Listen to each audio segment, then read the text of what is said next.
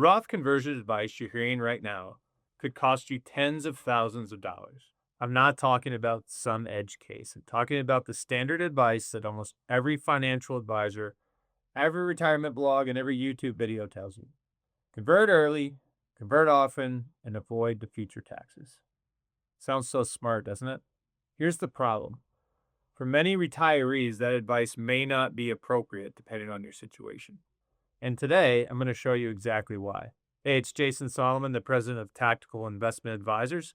I've spent years helping retirees navigate these exact decisions. I can tell you that the Roth conversion conversation has become one of the most oversimplified pieces of advice in retirement planning. First, I'm going to show you the 3 hidden assumptions behind the always convert advice that almost nobody questions. Second, we're going to take a look at when Roth conversions hurt you instead of help you. And third, I'm going to give you a framework to figure out whether conversions make sense for you and for your specific situation. The first assumption is that your tax rate will be higher in retirement. This is the foundation of almost all Roth conversion advice. Pay taxes now at a lower rate so that you don't have to pay them later at a higher rate. Here's what nobody wants to talk about. Many retirees drop into a lower tax bracket after they stop working. Your highest earning years are usually your working years. Once that paycheck stops, your taxable income usually drops significantly. So the whole premise of converting now to avoid taxes later, it falls apart for a lot of people. It's not some rare exception either. This can be more common than people expect. Here's where things get even more interesting. The second assumption is that tax rates will go up in the future. You hear this constantly. Taxes are going up. The national debt is exploding. Convert now before it's too late. And look, taxes might go up. But let's be honest with what we know. Tax increases are politically contentious. And while rates at the margins might shift, broad across-the-board increases are far from certain. So think about what's happening. You're being told to make a permanent, irreversible tax decision based on speculation about what Congress might do 10 or 20 years from now. That's not really a plan, that's a gamble. The third assumption is the blanket assumption where most people lose real money.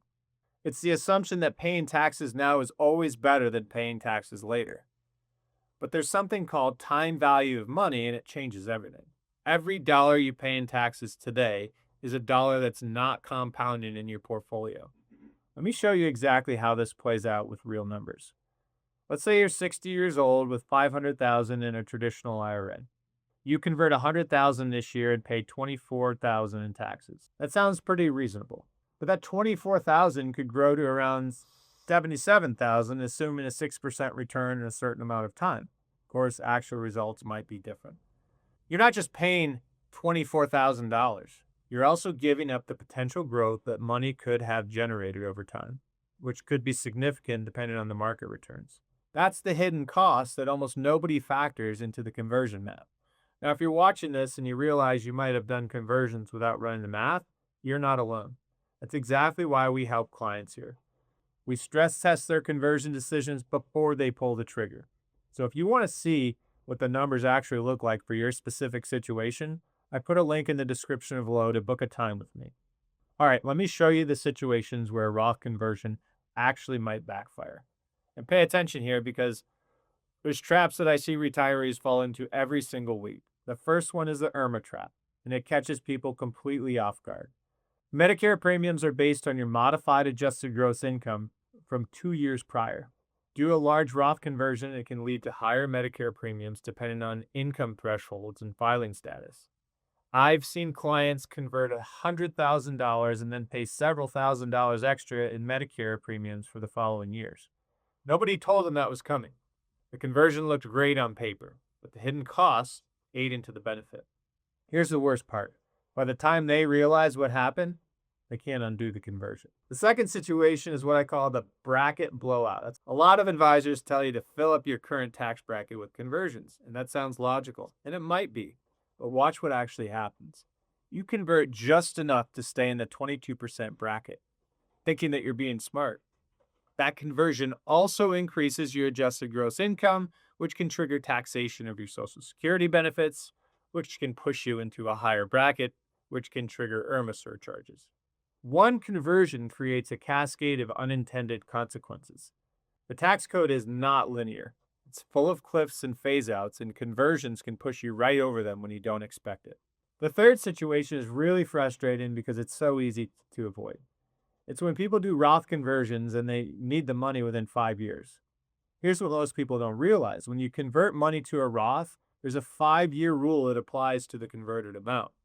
If you withdraw the converted amount before 5 years and you're under 59 and a half, you could owe a 10% early withdrawal penalty on that amount. If you're over 59 and a half, you can withdraw converted amounts penalty free at any time, but think about what just happened.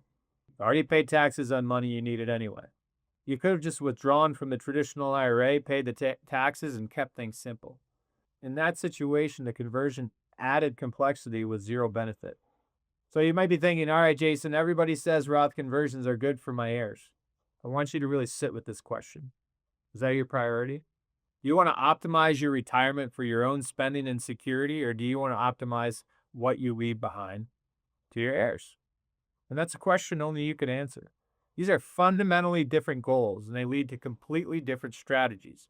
A lot of retirees do conversions to benefit heirs while simultaneously underspending on themselves.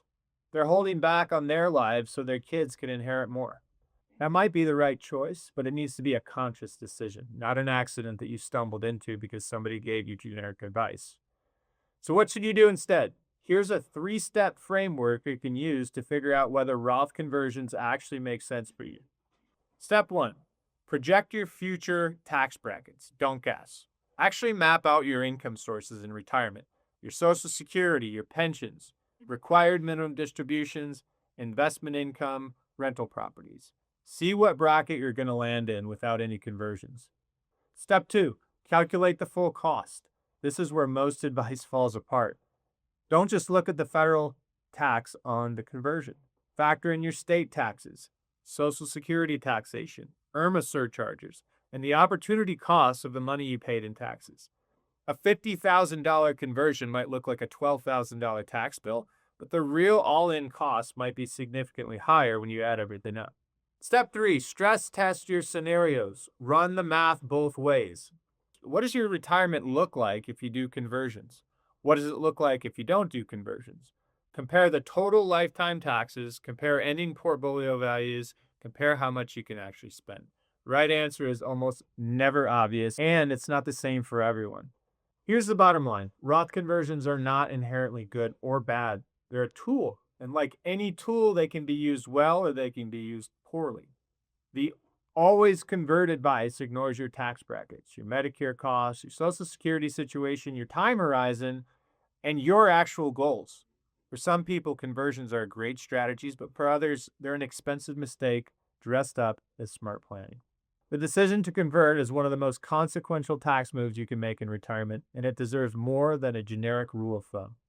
If you want to sit down and run the actual numbers for your situation, and I suggest you do, book a time for me. The link is in the description below, and we'll see you in the next video.